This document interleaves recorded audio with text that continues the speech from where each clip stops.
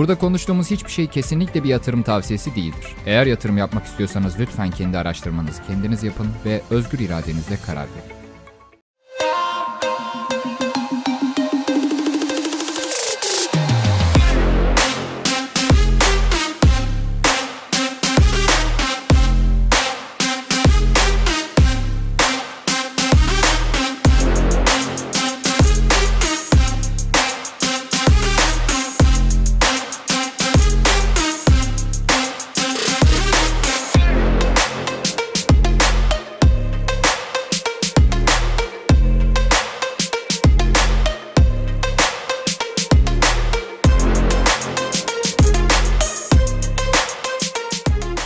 Kripto Türkiye'den hepinize merhaba arkadaşlar. Bugün sizlerle birlikte çok iyi yatırımcılara sahip olan Symbiosis Finance projesini inceleyeceğiz. Bu projeyi incelememizin büyük etkenlerinden birisi çok sağlam yatırımcılara sahip olmasıydı, ancak bunun yanında kullandığı teknoloji ve üretmeye çalıştığı çözüm de gözümüzden kaçmadı. Bülent Hoca bu projenin ileride çok ses getireceğini düşünüyor. Çünkü şu anda kimsenin yapmadığı bir işi yapıyor. İşlem ücretlerinden tasarruf ettirerek daha ucuza alım fırsatı sunduğunu söylüyor. O halde daha fazla beklemeden projemizi incelemeye geçelim. Symbiosis Finance merkezi olmayan çok zincirli bir likidite protokolüdür. Kullanıcıların fonların tek sahibi olarak kalırken tüm blok zincirleri arasında varlıkların değiştirilmesine olanak tanıyor. Symbiosis Finance'i diğer rakiplerinden ayıran en büyük özellik çok fazla zincirde takas imkanı sunuyor olması. İncelemeyi yaptığımız günlerde aktif olarak 8 adet blok zincirini destekler durumda. Bu sayının gayet yüksek olduğunu söyleyebiliriz. Rakiplerini incelediğimizde en fazla 2 ya da 3 blok zincirde takas yapmasına imkan sağladığını görüyoruz. Bu açıdan bakıldığında kullanıcılar için çok daha vazgeçilmez bir yapı oluşturuyor. Tek platform içerisinde ulaşabileceğiniz zincir sayısının fazla olması daha az cüzdan kullanmanıza, çoğu zaman daha az ücret ödemenize ve en önemlisi zamandan çok daha fazla tasarruf edeceğiniz anlamına geliyor. Projenin kısaca neler yapmak istediğinden bahsettik. Biraz da kullanıcılar için vaat ettiği özelliklerin neler olduğuna bakalım. Konsantre likidite. Symbiosis ile birden fazla uygulama kullanmanıza gerek kalmadan işlemleri gerçekleştirebileceksiniz. Sizin için birden fazla zincirde en iyi fiyatları sürekli olarak tarıyor ve önünüze getiriyor. Aslında bir nevi aggregator yani toplayıcı da diyebiliriz. Bu sayede başka bir uygulamaya gerek kalmadan hem fiyatları gözlemleyebilecek hem de istediğiniz zincir çiftinde bu işlemleri zorlanmadan gerçekleştirebileceksiniz. TSS ve çoklu hesaplamayla güvence altına alınan güvenilir gözetimsiz sisteme sahip. Symbiosis'in kullanımı birçok kripto yatırımcısının yakından bildiği Uniswap kadar basittir. Kullanıcıların herhangi bir anahtarı yedeklemesine ya da yeni bir cüzdan indirmesine ve özel yazılımlar kullanmasına gerek olmadan kullanmasına imkan tanır. Üstelik bu tüm zincirler için geçerli. Tüm Relayers ağ topluluğu odaklı düğümleri takas işlemek için söz konusu belirteçleri birbirine bağlamıştır. Farklı zincirler arasında işlem yapmak istediğinizde karşınıza çıkan en büyük problemlerden birisi her zincir için farklı bir varlıkla gaz ücreti ödemeniz. Symbiosis bu sorunu da kullanıcılar için ortadan kaldırıyor. Bu sayede her zincirler arası transfer için farklı varlıkları elinizde bulundurmanıza ve bunları satın almak için vakit harcamanıza gerek kalmadan işlemleri gerçekleştirebileceksiniz. Zincirler arası likidite motoru takaslar ve akıllı sözleşmelerle ilgilenir. Temel amacı Symbiosis üzerindeki likidite problemini çözmek. Ekip bunu oldukça önemsiyor çünkü kullanıcıların dışarıdan ekstra bir borsaya ya da programa ihtiyaç duymadan bu sistem içerisinde işlerini halletmeleri için likidite gibi bir problem yaşamamaları gerekiyor. Sistemin nasıl çalıştığına dair detaylı bilgi için white paper'ı okuyabilirsiniz. Orada da sistemin nasıl çalıştığını detaylıca açıklamışlar. EMM nedir? Önce bilmeyenler için kısaca açıklamaya çalışalım. EMM kullanarak güvene dayalı olmayan yani karşı tarafa güvenmenize gerek olmadan alım satım yapabilmenin yanı sıra bir likidite havuzuna likidite sunarak likidite merkezi konumuna da yerleşebilirsiniz. Bu da herkesin bir borsada piyasa yapıcı olabilmesine ve likidite sağlayarak işlem ücretlerinden kazanç elde etmesine imkan tanır. Symbiosis Finance ise piyasadaki en önemli EMM'leri bir araya toplayarak onların en iyi özelliklerini bir araya getirmeye çalışmış. Varlıkların likidite edilebilmesini kolaylaştırmak, gaz fiyatlarını yapılandırmak gibi birçok özellik için en önemli özellikleri bir araya toplamış. Symbiosis Finance oldukça genç bir ekipten oluşuyor. Daha önce blok zincir alanında çalışmış birçok kişi mevcut. Şirketin CTO'su Alexey Lushkinov, yazılım tabanlı şirketlerde mühendis takım lideri olarak çalışmış. CEO olan Will ise çeşitli şirketlerde yöneticilik yapmış. Her incelemede söylediğimiz gibi takımlardaki kişilerin profillerini incelemekte büyük fayda var. Çünkü projenin geleceği ekip üyelerinin çalışmasına ve sürekliliğine doğrudan bağlıdır. Bu yüzden yapmanızı şiddetle tavsiye ediyoruz. Symbiosis Finance'in yol haritasının 2022'nin ikinci çeyreğine kadar uzandığını görüyoruz. Yol haritasını çoktan yarılamışlar. Bu oldukça önemli. Alım açısından da vesting'e takılmadan rahat alım satım imkanı sunabilir. Bülent Hoca 2022'nin birinci çeyrekte gerçekleşecek mainnet'in önemli olduğunu belirtti ve fiyatlanmada olumlu bir etki yaratabileceğini söyledi. Şu anda 27 milyon market cap'i var. Yeni bir proje için oldukça iyi görünen bir sayı. CoinGecko'da ise 850. sırada bulunuyor. Ayrıca Gate.io, Bybit, Uniswap, OKEx, ZT gibi borsalardan şu anda alım satım gerçekleştirilebiliyor. Jeton ekonomisine biraz yakından bakarsak dağılımların aslında makul olduğunu söyleyebiliriz. Ancak tohum aşamasında biraz fazla token dağıtıldığını görüyoruz. Bunun yanında Bülent Hoca'nın eklediği önemli bir nokta tohum satışlarındaki fiyatla özel turdaki fiyat farkının fazla olması. Bu fark tohum satışında alım yapan kişilerin özel turda satmalarına sebep olabilir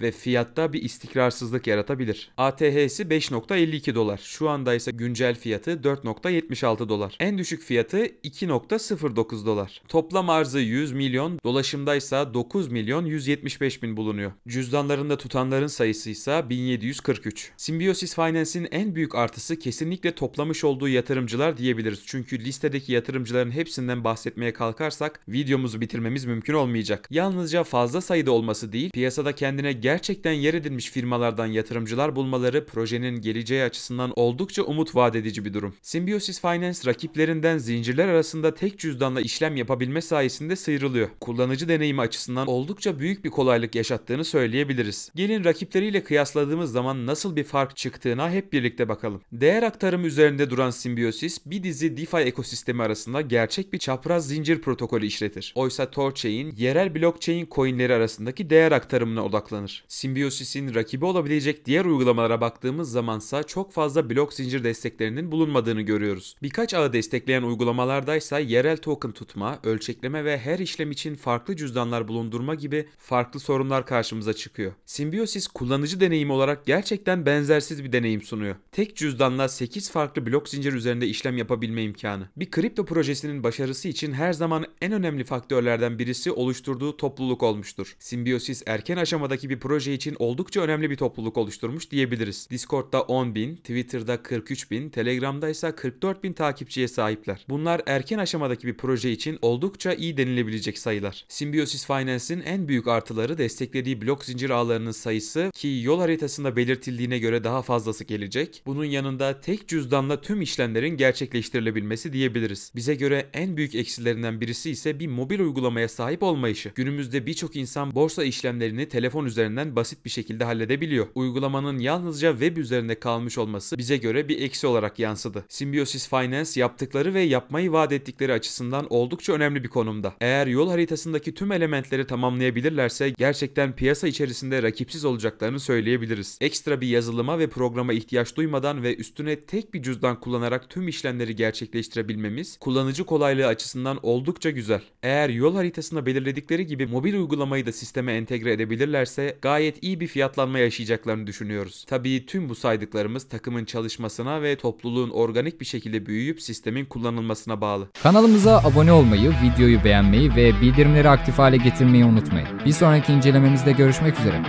Şimdilik hoşça kalın.